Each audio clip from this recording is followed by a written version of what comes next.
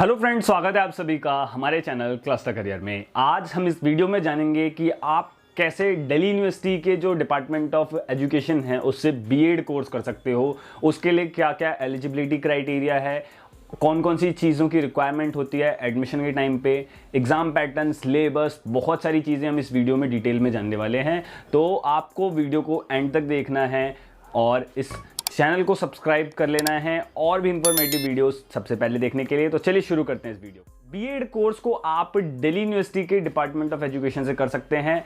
इसके लिए आपको मिनिमम एलिजिबिलिटी क्राइटेरिया फुलफिल करना होता है। तो सबसे पहले एलिजिबिलिटी क्राइटेरिया की बात करते हैं, जो कि है 3। सबसे नंबर 1 जो एलिजिबिलिटी क्राइटेरिया है वो कि मिनिमम आपकी जो एज है वो होनी चाहिए 21 ईयर्स। बाकी 21 ईयर से अगर एज कम होगी आपकी तो आप अप्लाई नहीं कर पाओगे। सेकेंड एलिजिबिलिटी क्राइटेरिया है वो ये कि आपके पास आपकी जो 3 ईयर की ग्रेजुएशन की डिग्री है वो किसी भी फील्ड में चलेगी, बट वो यूजीसी रिकॉग्नाइज्ड यूनिवर्सिटी से आपको मिली होनी चाहिए और आपकी उस डिग्री में 50% मार्क्स होने चाहिए। तभी आप अपने ग्रेजुएशन के 50% मार्क्स के बेसिस पे एलिजिबल होगे इसमें अप्लाई करने के लिए। नंबर 3 की एलिजिबिलिटी क्राइटेरिया है वो ये कि गाइज जो लिस्ट मैं आपको डिस्प्ले पे दिखा रहा हूं इसमें से कोई एक सब्जेक्ट आपने अपने ग्रेजुएशन में पढ़ा होना चाहिए जिसमें आपने मिनिमम 50% स्कोर किया हो और वो 200 मार्क्स का सब्जेक्ट हो जिसमें आपने 50% स्कोर करा हो मिनिमम। इतनी तो एलिजिबिलिटी क्राइटेरिया चाहिए ही चाहिए। अगर उससे कम है तो आप एलिजिबल नहीं हो। और ये जो सब्जेक्ट होगा इसको कंसिडर किया जाएगा मेरिट लिस्ट बनाने में और ये सब्जेक्ट ही डिसाइड करेगा कि आपको कौन से कॉलेज में एडमिशन मिलेगा। साथ ही आप इसी सब्जेक्ट के बेस पे इस सब्जेक्ट को किसी भी बीएड करने के बाद किसी भी स्कूल में इस सब्जेक्ट को पढ़ा पाओगे। तो ये हो गई बात एलिजिबिलिटी क्राइटेरिया की। तो मेक श्योर कि आपने जो सब्जेक्ट चूज किया है उसमें आपके मिनिमम 50% मार्क्स हों और वो 200 मार्क्स का सब्जेक्ट होना चाहिए आपके ग्रेजुएशन में जो भी आपने किया है, ठीक है। नेक्स्ट फिर बात करते हैं कि यहाँ पे एडमिशन प्रोसेस क्या है, क्योंकि एलिजिबिलिटी क्राइटेरिया हमने जान लिया, एडमिशन प्रोसेस क्या है। तो एडमिशन प्रोसेस गाइज ये है कि यहाँ पे आपको अप्लाई करने के बाद, रजिस्ट्रेशन फॉर्म फिल करने के बाद आपका होता है एंट्रेंस एग्जाम। एंट्रेंस एग्जाम जब आप क्रैक करते हो तो आपकी जो मेरिट लिस्ट आती है उसमें आपका अगर नाम है, उस मेरिट लिस्ट को आप क्लियर कर रहे हो तो ही आपका एडमिशन होता है। जितने भी सेंटर्स हैं बीएड के लिए दिल्ली यूनिवर्सिटी के कॉलेजेस, उसमें बात करते हैं कि आपका एप्लीकेशन फॉर्म कहाँ पे फिल करना होता है।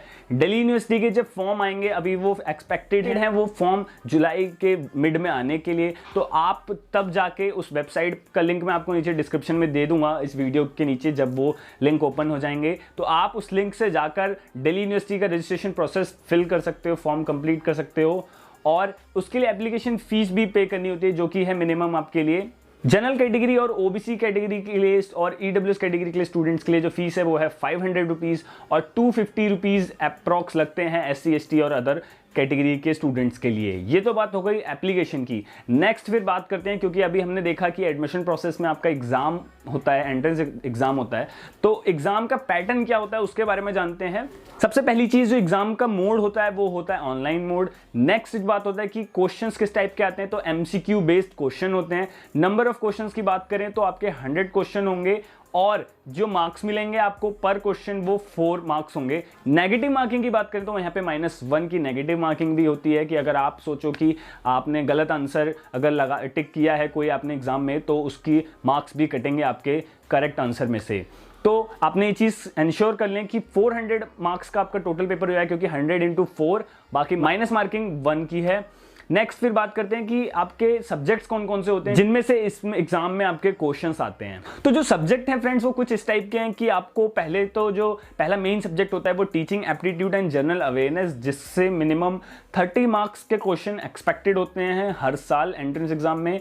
नेक्स्ट जो सब्जेक्ट है वो है आपका सब्जेक्ट का नॉलेज। जो भी आपने सब्जेक्ट चूज करा है लिस्ट में, मैंने जो आपको स्टार्टिंग में दिखाया, उस सब्जेक्ट की नॉलेज टेस्ट करी जाती है। जो भी आपने 10th तक पढ़ा है तो उसमें आपकी एफिशिएंसी बहुत अच्छी होनी चाहिए और इस सब्जेक्ट से आपके मिनिमम 30 मार्क्स के क्वेश्चंस एक्सपेक्ट किए जाते हैं एग्जाम में। नेक्स्ट फिर है कि रीजनिंग और आपके रीजनिंग से 20 मार्क्स का जो क्वेश्चंस हैं वो एक्सपेक्ट किए जाते हैं, हर साल आते भी हैं 20 मार्क्स के। और जो नेक्स्ट सब्जेक्ट है वो है आपका लैंग्वेज, जो कि है इंग्लिश और हिंदी, जिसमें आपका लैंग्वेज की पकड़ को देखा जाता है, आपकी लैंग्वेज कितनी स्ट्रांग है इंग्लिश या हिंदी में। तो उसमें आपका एक्सपेक्टेड जो मार्क्स के क्वेश्चन आते हैं वो 20 मार्क्स के आते हैं, और आपका ये जो एग्जाम आएगा वो दोनों लैंग्वेज में होगा, इंग्लिश और हिंदी। तो ये चीज़ आप ध्यान देना कि ये जो 4 मेन सब्जेक्ट्स है इनका प्रिपरेशन आपका बहुत अच्छे से हो, तभी आप इजीली जो अपना एग्जाम है वो क्रैक कर पाओगे, एंट्रेंस एग्जाम और एडमिशन ले पाओगे। तो पहली सब्जेक्ट मैंने बताया teaching aptitude and general awareness. Next हो गया आपका सब्जेक्ट नॉलेज, जो कि आप 10th तक पढ़ा होना चाहिए, उसकी नॉलेज पूछेंगे। फिर आपका होता है रीजनिंग, और थर्ड होता है आपका लैंग्वेज एफिशिएंसी चेकअप। तो ये बात हो गई एग्जाम पैटर्न की। ये पैटर्न रहता है एग्जाम में, आपको इन 4 सब्जेक्ट की अच्छे से प्रिपरेशन करनी है ताकि आपका एग्जाम इजीली क्रैक हो सके। तो बाकी आई होप आप सभी के लिए वीडियो हेल्पफुल रही होगी, और अगर अभी तक आपने इस वीडियो को लाइक नहीं किया तो एक लाइक ज़रूर करें, अपने दोस्तों के साथ इस वीडियो को शेयर करें ज़्यादा से ज़्यादा। चैनल पर नए हैं तो चैनल को सब्सक्राइब करें। Thank you, God bless you all.